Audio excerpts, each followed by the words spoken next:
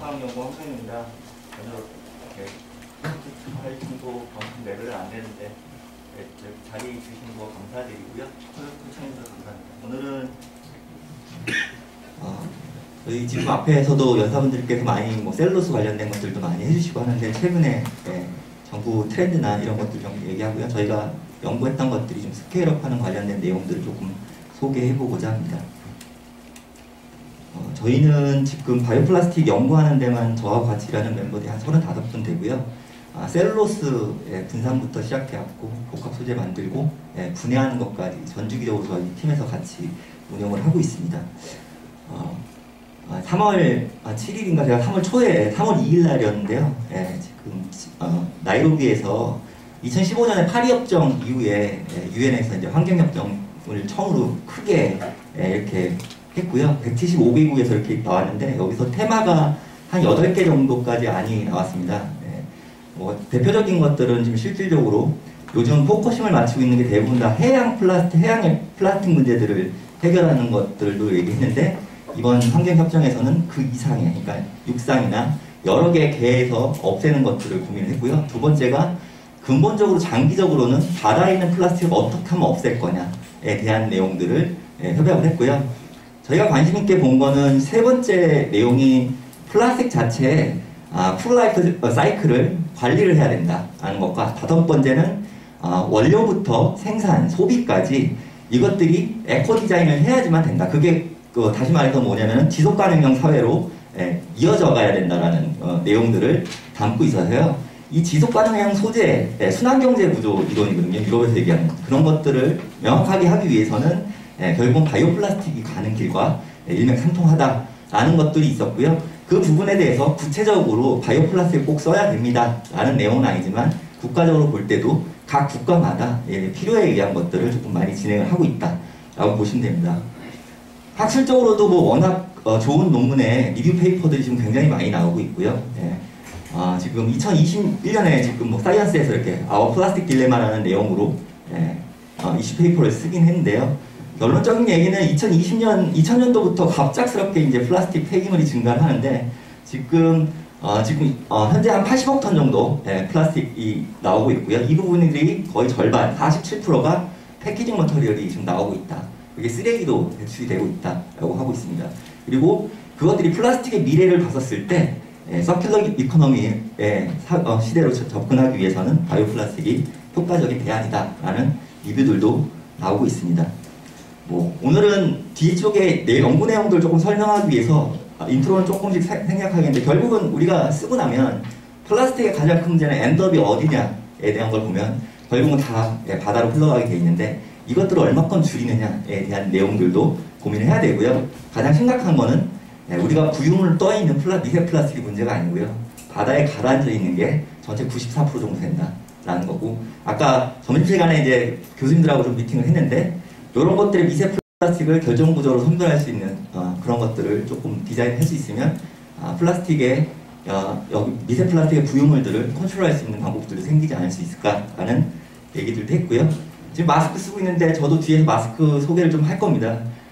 지금 실질적으로 15개 정도가 지금 바다로 나간다고 하는데 코로나 끝나고 나면은 제가 볼 때는 이거보다는 훨씬 더 많을 거다라고 생각이 들고요. 결국은 지금 이 부분에 대해서도 저희가 소재 개발 관련된 것들은 없는데 아까 LG화학에서 말씀을 해주셨지만 바이오 플라스틱의 가장 큰 문제점은 사실 지금 상용화되어 있는 아이템이 딱 3가지밖에 없다는 겁니다. 그래서 그걸 섞어서 뭐라도 조금씩 만들어 보고 싶지만 실질적으로 우리가 필요로 하는 어플리케이션에 적용할 수 있는 소재 개발은 전혀 안 돼 있다. 그리고 또 분해성 관련된 얘기를 했는데요. 홈 컴포스팅과 인더스트리얼 컴포스팅 관련된 것들을 굉장히 많이 얘기를 하고 있는데요. 사실 그래서 지금 15년 전부터 그 얘기를 똑같이 지금까지 하고 있는데 바뀐 게 별로 없습니다. 그런 부분들이 연구가 필요하다. 그런 것들을 현재 저희도 LG화학과 CJ와 이렇게 협력해서 그런 부분들을 조금 분해 테스트 하는 것까지 조금 진행을 해보려고 노력을 하고 있습니다. 제가 지금 요즘 계속 환경부하고 좀 많이 악유가 있고 싸우는 것 중에 하나가 환경부가 올 초에 그 플라스틱 일회용 포장대에서 친환경 마크를 없애겠다라는 걸 이제 공표를 했습니다. 근데 그게 대통령령 법령보다도 세게 환경부에서 제시를 했어요. 실질적으로 그러면 안 되는 건데 그래서 지금 기업체분 오늘 CJ 장동원 사무님도 오셨지만 LG화학이나 SK나 CJ에서 지금 본격적으로 대량 생산을 하려고 공장도 짓고 노력을 많이 하고 계시는데 갑작스럽게 법과 상관없이 환경부 조례를 통해서 없앴다. 근데 이거 항상 얘기하는 게 리사이클에 방해된다라고 얘기하는데요. 바이오 플라스틱의 어플리케이션은 사실 리사이클하고는 크게 상관이 없습니다. 그것들을 계속 리사이클 쪽에서 얘기를 하고 계시니까 문제가 되는 거지. 저희가 얘기하는 것들은 일회용 포장재들, 그리고 우리가 지금 흔하게 쓰고 있는 편의점에서 만들고 있는 일회용품들 같은 경우는 쓰시고 깨끗이 닦아서 놓으신다고 재활용이 되느냐? 사실 안 되거든요. 그런 부분들이 문제고요. 또 하나는 재활용을 그렇게 잘하고 계신다고 하는데 우리는 페트병을 잘 분리해서 내놓고 있는데 재활용이 안 돼서 일본에서 페트를 수입하고 있어요. 실질적으로 재활용이 9%밖에 안 된다는 얘기죠. 결국은 그 얘기가 지금 실질적으로 매년 이만큼씩 생산이 되고 있는데요. 재활용률 갭을 줄일 수 있는 부분들이 생산 증가율보다도 못하다. 결국은 매년 수백만 톤씩 땅에 쌓이고 있다. 바다에 버려지고 있다. 우리는 이걸 어떻게 갭을 줄일 거냐에 대한 얘기를 하는 거고, 그 포장재의 47%에 대해서 조금이라도 줄일 수 있는 부분이 있다면 이제는 뭐 가격이 1불, 2불짜리 그 얘기하는 게 아니라 환경기후협약에서 유엔에서 얘기하는 것들도 플라스틱세가 부과돼서 플라스틱 가격을 엄청 높일 거냐, 아니면 지금 대체 소재를 만들어서 그걸 스위치를 시켜줄 거냐에 대한 부분에 대해서 고민을 해봐야 된다라는 얘기를 드리는 거죠.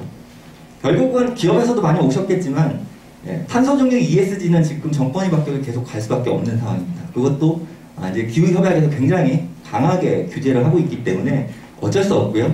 지금 현재 뭐 교수님들께서도 과제 기획을 많이 하시지만 키워드가 안 들어가면 안 될 정도로 지금 굉장히 많이 이슈화 되고 있고, 과기부와 산업부에서는 이 산업에 대해서 굉장히 조금 지원을 많이 해주려고 노력을 하고 있다라고 보시면 될 것 같습니다.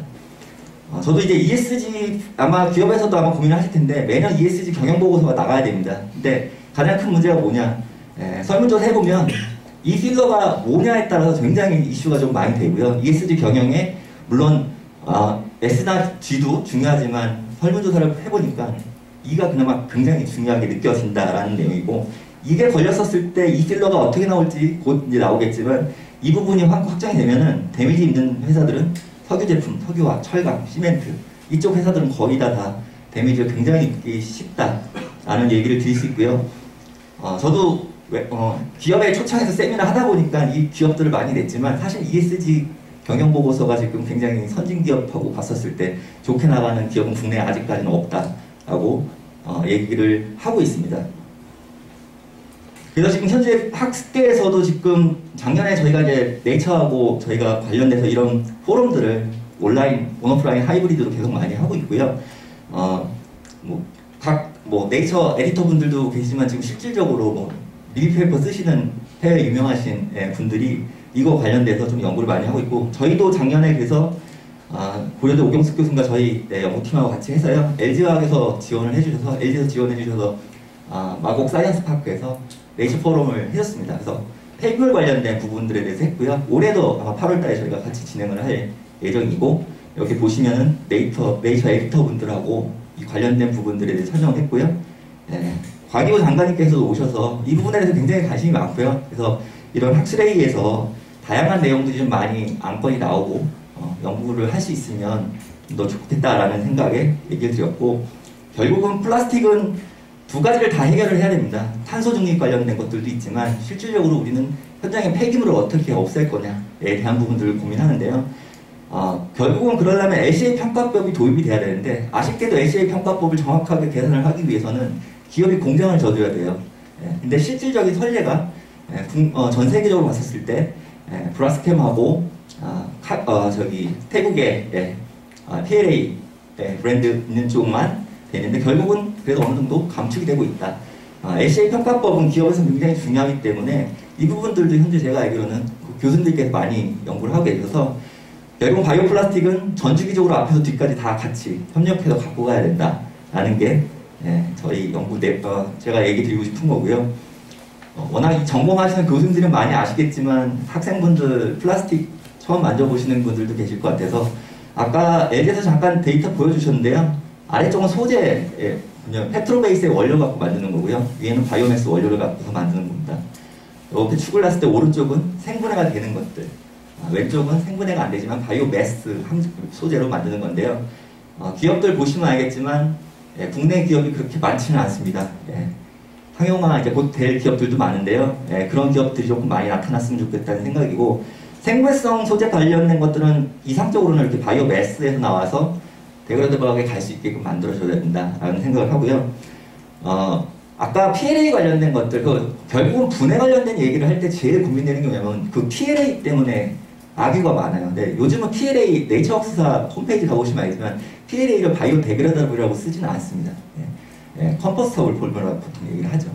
왜냐면 소재들은 500년 분해되는 것부터 1년 분해, 6개월 분해되는 것까지 순서적인 타임에, 시간에 디펜던하는 거기 때문에 그것들이 어떤 미생물에 적합하게 분해가 될 수 있느냐가 중요한 건데, 우리는 그걸 기준을 잡아뒀던 것 뿐인데 지금 계속 악유가 되는 것들이 58도, 그놈 58도 때문에 환경부하고 계속 싸워야 되는 상황이 있습니다.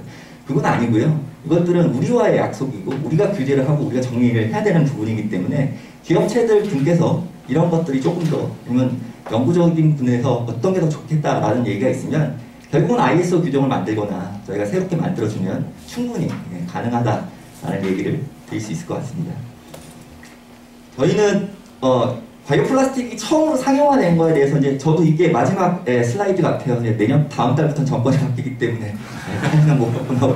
근데 2020년 과기부 국정보고 때 보고를 드렸습니다. 그때 출연전에서 세 분이 이제 대표적으로 발표를 드렸는데요. 이제 블랙홀 개발하신 분하고, 그다음에 나로 쏘신 분하고 저하고 하는데, 그분들은 장비가 막 어마어마하게 세팅했는데 저는 비닐봉다리 딱 한 장 들고 들어갔습니다. 근데 결국은 질긴 플라스틱을 어떻게 만들 거냐에 대한 고민들도 많이 했고, 랩 스케일에서 만드는 거 갖고서 연구를 해봤더니 기업에서는 아직까지는 그걸 인정을 못하겠다라는 내용들이 많아서 저희가 실질적으로 질긴 것들 한번 제대로 한번 만들어 보는 게 좋겠다라는 생각을 가지고서 앞에서 보고 많이 얘기했던 나노셀룰로스 크리스탈을 어떻게 하면 효과적으로 분산시킬 수 있겠느냐에 대한 고민을 시작했고요. 첫 번째는 그 의견보다는 셀룰로스를 수입하려고 했더니 1kg 수입하는데 분산액이 1%밖에 안 되니까 100kg을 수입해야지 1kg을 쓸 수 있었습니다. 에어 차지가 너무 많이 나와서 결국은 리디스퍼스를 어떻게 할 건지에 대한 고민을 하기 시작했고요. 그걸 저희 연구팀에 이제 오도혁 박사님이 셀룰로스 관련된 연구를 하시는데, 그걸 하다 보니까 제가 그걸 갖고 와서 분산시키는 방법에 대해 고민을 하는데, 결국은 라이크 디졸 라이크라고 끼리끼리 잘 뭉치는 것들이 분산이 잘 되는데, 결국은 물 쪽에 가까운 것들을 셀룰로스를 분산을 시키려고 했더니 실질적으로 폴리마의 코아귤레이션 상태에서 얘네들이 셀프 어그리게이션이 생긴다는 문제점이 생기고, 그렇다고 너무 하이드로포빅한 솔벤트를 쓰자니 휘발성이 높은 것들은 같이 셀룰로스하고 날아가는 문제죠. 이런 것들을 계속 하다 보니까 저희가 솔벤트 익스체인지 방법을 통해서 분자량이 올라가는 순간 얘네들이 셀룰로스가 폴리머 매트릭스 안에 스태틱하게 있는 것들을 유지시킬 수 있게끔 만들어주면은 분산성이 굉장히 좋겠다라는 것들을 저희가 이제 확인을 했고요. 그거에 따라서 다양한 소재들을 만들어 보고 저희가 이제 그 엔자임이나 박테리아 같은 것들을 가지고서 어떤 것들이 잘 분해가 되는지에 대해서 라이브러리를 만들기 시작했습니다. 사실 제가 알기로는 바스프는 이미 이 라이브러리가 다 만들어진 상태로 알고 있고요. 심해에서 표충부터 심해까지 테스트도 전부 다 진행을 하는 걸로 알고 있고, 학술적으로 나와 있던 논문들에 대해서 이제 다양하게 분해되는 엔자임들에 대해서 이렇게 나온 건데, 이런 것들이 실질적으로 우리가 개밖에 있는 슬러지의 상태에서 어떻게 그거를 포집을 해서 효과적으로 분해시킬 수 있고 토양을 적합하게 만들 수 있느냐가 연구가 돼야지만 충분히 이제 바이오 플라스틱이 활성화될 수 있다라고 얘기를 드리겠습니다. 덕분에 예전에 이거 하면 다 굶어 죽는다고 아까 LG 소장님께서 말씀하셨는데, 저도 굶어 죽을 때 공부를 했는데, 저희가 연구원에 갖고 있는 랩 스케일, 파일럿 스케일입니다. 그래서 저도 이제 회사에서 이제 오게 됐는데, 한번 좀 만들어 보는 것까지 검증을 해야지 될 것 같다는 생각에 저희가 처음으로 파일럿 스케일까지 성공을 시키고요. 저희가 직접 이렇게 기업체들하고 가서 저희가 만든 거 가지고서 상용화 가능성까지 점을 쳤고요. 보시면 알겠지만 저희가 지금 나중에 추가적으로 더 갈 수 있는 게 뭐냐면, 유일하게 투명한 소재를 만들 수 있는 건 지금 현재는 PLA하고 PHA밖에 없습니다. 어플리케이션 쪽에서는. 그래서 그것들을 조금 더 잘 만들 수 있는 것들을 좀 고민했고요. 아까 유종학 교수님 프리프레그 함층하는 것도 있는데, 저희가 조금 이것들도 했던 게 아이소소바이드라고 혹시 아시는지 모르겠는데, 미래형 단량체, 노이텔브에서 옛날에 지정했던 단량체 중에 아이소소바이드라는 게 이제 처음으로 단량체로 상용화됐는데, 이 소재가 조금 특이한데 이런 걸 가지고서 엔지니어링 플라스틱을 만들어 보면 어떨까라고 해서 저희가 똑같은 방식으로 저희 기술이 분산하는 기술은 확실히 갖고 있으니 이것들을 한번 분산시키는 연구들을 해보자라고 진행을 했는데, 아이소소바이드가 조금 고민이 되는 게 뭐냐면은 얘네들이 세컨더리 알코올이에요. 그래서 리액티비티가 프라이머리 알코올에 비해서 만 배가 떨어집니다. 그러면 우리가 원하는 단량체의 함량을 맞춰주고 그것들을 컨트롤하기 위해서는 어떻게 분산하면서 고민을 할까라는 것들도 고민이었고요. 대부분 다 아이소소바이드는 축중압에 쓰는 것들로 성공을 시키고 있는데, 문제는 얘네들의 아이소소바이드 각도가 틸팅 각도가 120도예요. 얘네들이 물 분자 각도가 거의 유사하게 되어 있습니다. 그래서 반응을 할 때 얘네들이 조금만 컨트롤을 잘못하면 물 분자가 생각보다 바이 프로덕트가 잘 안 빠지는 부분들도 생기고 해서 이런 부분들을 어떻게 해결할지에 대한 고민들도 저희가 조금 많이 진행을 했고요. 똑같은 방식으로 분산을 잘 시키면 물론 생분해는 아니지만 엔지니어링 플라스틱이지만 이런 것들이 굉장히 좋은 소재로 쓸 수 있다라고 생각이 들었고, 투명성도 보시면 알겠지만 굉장히 투명하게 나오고요. 현재 기업체에서도 관심을 갖고 있지만 가장 큰 문제는 폴리카보네이트를 만들 수 있는 회사들이 생각보다 많지가 않아서 오히려 이제 엔드 어플리케이션 쪽, 자동차 쪽 소재들 이런 쪽에서 관심을 많이 가지고 있고, 이런 부분들을 저희가 좀 추가적으로 계속 연구를 하고 있어서 프리프레그레나 이런 것들 만들 때도 이런 소재들하고 같이 어울리면은 바이오 매스 소재를 만들 수 있는 그런 함량을 높일 수 있는 그런 것들을 조금 보실 수 있을 것 같고요. 이렇게 분산성이 얼마큼 좋은지에 대해서도 저희가 마이크로시티를 통해서 확인했고요. 인슈추 블렌드가 가장 어려운 점은 뭐냐면 특히 이제 마이크로셀룰로스를 분산시키는 기술에 대해서 굉장히 많이 얘기를 하고 계시는데요. 사실 마이크로셀룰로스도 가격적으로 지금 굉장히 비싼 편입니다. 근데 지금 현재 LG나 이런 데서 쓰고 있는 그 스피커 툴 쓰는데 셀룰로스 많이 들어가지 않습니까? 근데 지금 실질적으로 거기는 마크로 파이버를 많이 넣으시겠죠. 마이크로 사이즈가 사실 분산성도 굉장히 어렵고 가격적으로 문제가 있기 때문에 저희는 반대로 그래서 나노셀로 쪽으로 아주 소량 넣어서 하이 디스퍼전을 시키면 더 좋지 않을까라는 생각으로 연구를 진행을 했고요. 그런 결과로 저희가 좋은 결과도 얻었었습니다. 두 번째는 일반적으로 복합 소재를 만들었었을 때도 좋지만 분해가 또 빨리 되는 것들을 이제 고민을 해야 돼서 저희가 3스텝으로 다양한 단량체들을 한번 바꿔보자. 그래서 저희 나름대로 그냥 3 스트래티지라고 이렇게 얘기했는데, 다이페닐 카보네이트 같은 경우는 폴리머를 만들게 되면 아웃포스 레인지가 굉장히 커지는 장점들이 있고요. 그 다음에 이것들을 조금 더 셀룰로스를 넣기 전에 브릿지를 조금 케미컬리하게 잡아줄 수 있는 바이오 매스의 시트릭 애시드와 셀룰로스를 같이 한번 넣고 분산을 시키면 어떨까라고 해서 저희가 이 디자인을 해서 중합을 했고요. 근데 여기서 가장 좀 중요한 부분은 뭐냐면은 다이페닐 카보네이트를 반응을 시키는 가장 큰 문제점은 기본적으로 폴리에스터의 단량체들의 멜팅 포인트, BP 포인트는 다 190도 정도 됩니다. 그래서 원포 BD가 한 235도 되고요. 석시디 카보네이트가 185도, 195도 되는데 다이페닐 카보네이트 같은 경우는 95도 정도밖에 안 됩니다. 그러니까 얘네들이 서피스 리뉴를 계속 시켜주려면 매트릭스가 폴리머가 이제 모로가 녹아서 이렇게 반응을 시켜줘야 되는데 얘들이 너무 빨리 녹고 기화가 돼버리니까 반응이 잘 안 가는 문제점들이 발생되는데, 그거를 어떻게 극복을 해야 되느냐라고 하면 결국 그래서 공정 쪽에 분들도 디자인을 하실 수 있으면 굉장히 좋은 것들이 폴리머의 서피스 리뉴를 어떻게 효과적으로 만들어줄 거냐. 근데 저희는 이제 그 반응기를 가지고서 그걸 디자인을 했고, 그런 부분들을 극복하면서 날아갈 수 있는 부분들을 단량체들 날릴 수 있는 것들을 다 잡아서 캡처해서 반응에 포함시킬 수 있게끔 만들었고요. 일반적으로 PBS가 지금 상용화학계 한 40메가파스칼 정도 나오는 걸로 알고 있는데요. 저희가 지금 현재 완성시킨 것들은 70메가파스칼까지는 가능하고요. 저희가 이거 주로 어디 쓰려고 했냐면은 해양의 어망 쪽, 피싱넷 쪽은 지금 북유럽 쪽은 완전히 무조건 의무적으로 사용을 하게끔 돼 있습니다. 그런 쪽으로 쓸 수 있으면 굉장히 도움이 될 거다라고 생각을 해서 그런 부분들에 대해서 조금 적용을 하려고 노력을 하고 있습니다. 그래서 뭐 효소 분해 테스트도 지금 다 진행을 하고 있고요. 아무래도 아직까지는 이것들은 이제 파일럿이 아니라 랩 스케일에서 테스트를 하는 거기 때문에 말씀드린 대로 이 부분은 미생물 하시는 교수님들과 또 협업을 많이 하고 있습니다. 그래서 그런 부분들이 추가로 나오게 되면 좀 얘기를 드릴 수 있도록 하겠습니다.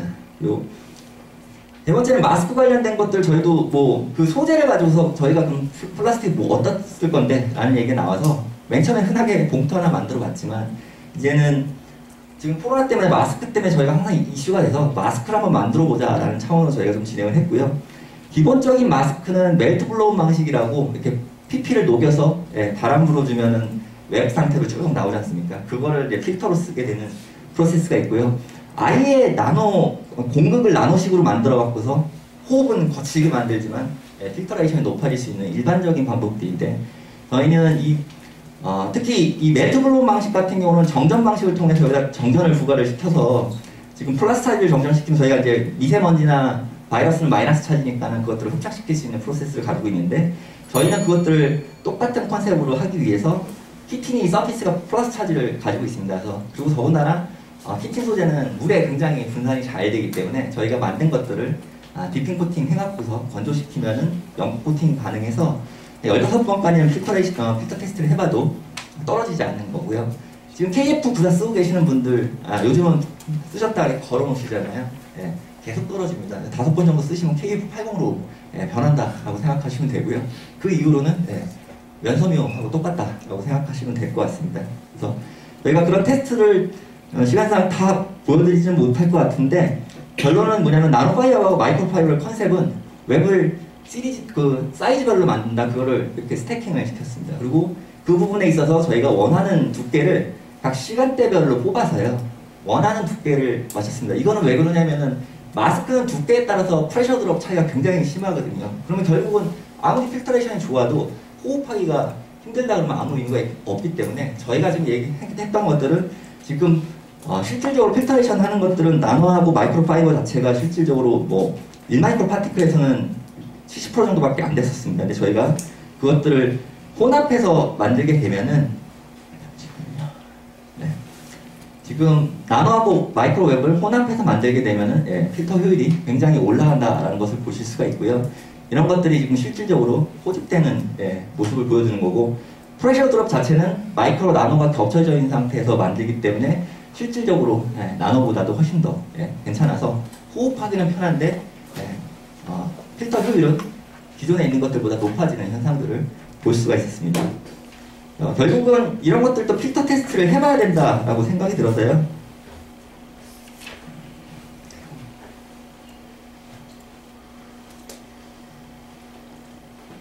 요게 지금 실제로 담배를 이렇게 집어넣으면요, 이제 에어를 불어갖고 이렇게 집어넣습니다. 그러면 여기에 담배 연기 미립자가 퍼져 있는 상태면 이제 틴들 에펙트라고 아시잖아요. 그래서 미립자가 이제 굳은 난반사가 되는 상태에서 얘네들이 이제 빛의 통과 루트가 이렇게 생기는데요. 이런 부분들이 잘 안 보이시지만 여기는 지금 필터가 직진성이 안 보이는, 그래서 필터 효율이 굉장히 좋다라는 것들을 확인할 수가 있었고요. 이런 부분들을 테스트를 했습니다. 그리고 이제 효소분해 테스트야 6시간 만에 거의 다 없어지는 걸 확인했는데, 문제는 저희가 지금 이거 부엽터에서 일반적으로 하는 테스트를 진행을 해봤는데, 나노웹 사이즈다 보니까는 지금 필름 같은 경우는 최적의 조건에서 6개월 내내 분해가 되는데, 이거는 나노와 마이크로웹 사이즈가 굉장히 표면적이 넓기 때문에 한 달이면 거의 다 분해가 되는 것을 확인할 수 있었고, 저희가 그래서 학생들이나 이렇게 오게 되면 예전에는 그 샘플이 있었을 때는 그거를 부엽토에 있는 화분에다가 이렇게 담아서 이렇게 드렸었습니다. 그래서 분해가 되는지 안 되는지 직접 보시라. 그 대신 나무가 죽으면 얘도 분해가 안 된다. 왜냐면 기자분들이 오실 때 미생물이 없는 흙에다가 자꾸 생분해 소재를 넣고서 분해가 안 돼요, 이런 얘기를 많이 하시더라고요. 생분해는 결국 미생물이 있어야 되는 거니까 그런 부분들도 교수님들께서 세미나 해주실 때 조금 모르시는 분들 오시면 말씀해 주시면 될 것 같습니다. 그래서 저희가 추가적으로 진행했던 것들은 향후에 이제 FDCA라고 도이테이브에 가장 전도용한 아이템 2개가 있었었는데, 아이소소바이드 아까 얘기 드렸고요. FDCA가 페트에 페놀, 벤젠링을 대체할 수 있는, 스위치될 수 있는 단량체라고 보시면 되는데, 아마 요거 만져보신 분들 국내에서 많지 않으실 겁니다. 킬로그램당 200만 원이 넘습니다, 지금. 곧 상용화 된다라는 전제 조건 하에 저희가 연구를 많이 하고 있고, 이렇게 얘네들 자체의 그러니까 파이 스태킹이 안 되는 구조이기 때문에 얘들을 잘 만들기만 하면 기존 이어링 포인트, 귀걸이 여기 보신 마스크의 이어링이 다 폴리우레탄으로 만들고 있는데, 그런 것들을 스위치할 수 있는 단량체로 만들 수 있다라는 거고요. 저희가 지금 현재 저는 반응기도 디자인을 하고요. 그 부분에 대해서 좀 스케일업 할 수 있는 것도, 왜냐면 앞에 바이오매스 하시는 교수님들께서 단량체를 굉장히 작게 만드는데 그것들 스케일업 하는 방법에 대해서 서로 좀 협력을 하다 보니까 제가 할 수 있는 부분들이 이런 것들이 있어서 같이 하고 있으니까, 조금 더 좋은 아이디어가 있으신 분들은 협력할 수 있게끔 만들어주시면 좋고요. 제가 마지막으로 보고 싶은 거는, 이런 소재들 만들어주시고 디자인하게 되면은 여러 기관들과 이렇게 분해부터 시작해갖고 안전성 검증하는 이 시스템이 국내에 갖춰져야지만 모든 바이오 플라스틱 관련된 연구하시는 분들이 살아날 수 있다라고 생각이 들고요. 이 부분에 있어서 같이 협력할 수 있는 계기가 되었으면 좋겠습니다. 예, 이상으로 발표 마치겠습니다. 감사합니다. 네, 질문 시간 갖겠습니다.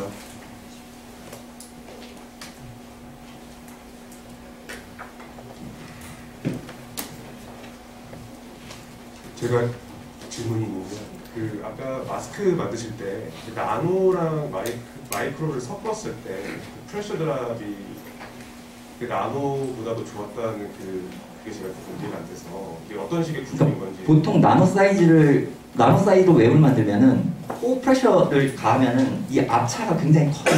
그러니까 그만큼 호흡이 여기서 에어가 안 나간다는 얘기인데, 나노와 마이크로를 이제 구조학적으로 디자인을 하니까 실질적으로 우리가 그 공급은 마이크로 사이즈가 빠져나갈 패스웨이 정도만큼만 가지고 있으면 되는데, 그걸 마이크로와 나노가 같이 만들다 보니까 구조적으로는 굉장히 미생물을 미리자를 잡을 수가 있고 호흡할 때는 문제가 없었다라는 걸 얘기를 드립니다. 이게 나노가 있고 위에 마이크로를 더 씌운 게 아니라 더 씌운 건가요? 예, 그러니까 저희가 보통 전기 방사를 하게 되면요, 솔벤트 농도를 컨트롤할 수가 있는데, 아까 보시면 각 무게 그램 수당 솔벤트 이제 농도를 조절하면은 스피드 컨트롤을 통해서 얘네들이 웹이 얇게 나올 수도 있고 높게 나올 수도 있는데, 이제 그런 부분들을 컨트롤해서 저희가 계속 스태킹을 쌓을 수 있게 만들고 있습니다. 먼저 하래. 네, 안녕하세요. 키스트 엄영순입니다. 발표 잘 들었고요.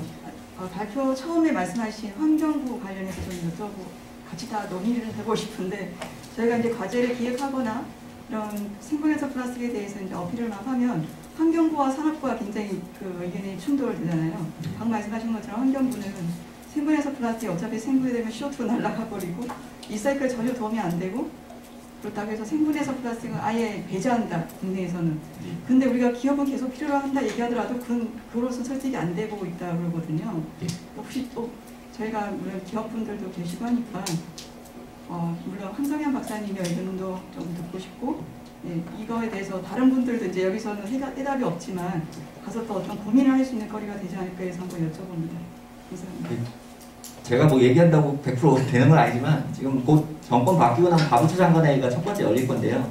그때 아마 산업부와 과학부서 얘기할 부분들에 대해서는 제가 알기로는 기업체에서 많이 전달하고 있고, 그걸 지금 제가 정리를 하고 있습니다. 근데 말씀하신 대로 근데 환경부가 바이오 플라스틱에 대해서 정말 포기하고 있느냐? 사실 그렇지는 않습니다. 왜냐하면 환경부에서 과제를 기획을 하고 있어요. 네. 여기서 과제 하시는 교수님들도 제가 알기로 꽤 되는 걸로 알고 있는데, 제가 볼 때는 주도권 싸움이지 않을까라는 생각이 들고, 다만 그런 부분이 있습니다. 그러니까 부처에서는 조금 이해를 못하는 부분이, 기업에서 얼마나 니즈가 있고 진짜 할 의지가 있는지에 대한 것들을 숫자로 보여달라는 얘기가 좀 많은데, 그거를 지금 못 보여주고, 자, 플라스틱을 만들었는데 분해를 시켜서, 자, 진짜 그럼 얼마나 돈이 들고 얼마나 이거를 세이빙할 수 있어요? 이 질문이 1번이에요. 네. 근데 그거를 기업들이 아직까지 공정을 못 만들고, LCA 평가법에 대해서 올바르게 정립되어 있는 기업들이 없다 보니까 저희가 조금 접근하기가 어려웠는데, 이제는 이제 저희가 그걸 협력해서 얘기를 하게 되면은 조금 더 간극을 줄일 수 있지 않을까. 그리고 환경부도 조금씩 이번에 갔었을 때는 한 발자국 더 물러나서요. 조금 더 긍정적으로 보자. 그리고 그 내부에서도 바이오 플라스틱을 조금 우리가 2050년에 어떻게 변할지 모르는 세상에 지금 당장 무조건 안 된다고만 얘기하면 문제가 있지 않겠느냐라고 해서 그런 부분들을 조금 더 풀어나가려고 노력하고 있고, 환경부도 많이 바뀔 거라고 생각합니다. 네, 박태훈 박사님 네, 유사한 질문. 네. 예, 추가 질문 있으실까요? 예, 안녕하세요. 저기 아이소소바이드를 만들고 있는 삼양사에서 온 이치환이라고 합니다. 아까 아이소소바이드 설명하시면서 108도 얘기하시면서 그것 때문에 안 된다고 하셨던 것 같은데, 그 부분이 108도가 아이소소바이드가 OH가 두 개가 안쪽에 있는데 그거의 각도를 틸팅 각도를 얘기해 드리는 거고요. 그게 다 모든 폴리머에 해당되는 건 아닌데, 터폴리머를 만들 때 일부 현상이 생기는 부분들이 저희가 좀 고민하니까, 갑자기 폴리머를 보통 일반적으로 물에 끓이면은 보통 백화하거나 이러지 거기서 버블링 에펙트는 안 생기거든요. 근데 이제 그런 부분들이 왜 생길까라는 고민을 해봤었는데 이제 그런 부분들 때문에 얘기를 드리는 거고 저도 아이소소바이드가 꼭 삼형사에서 성공했으면 좋겠다는 사람의 한 명이기 때문에 다양한 소재들을 좀 만들어보고 있어서 그러니까 정보를 전달하는 예, 저 너무 감사해서 네. 어떤 의미인지 좀 파악하고 싶었습니다. 감사합니다. 네, 그럼 시간 관계상 저희 이제 좋은 발표 주신 황소연 박사님 포함해서 이 일부의 발표를 먼저 해주신 네 분의 연사분들 큰 박수 부탁드립니다.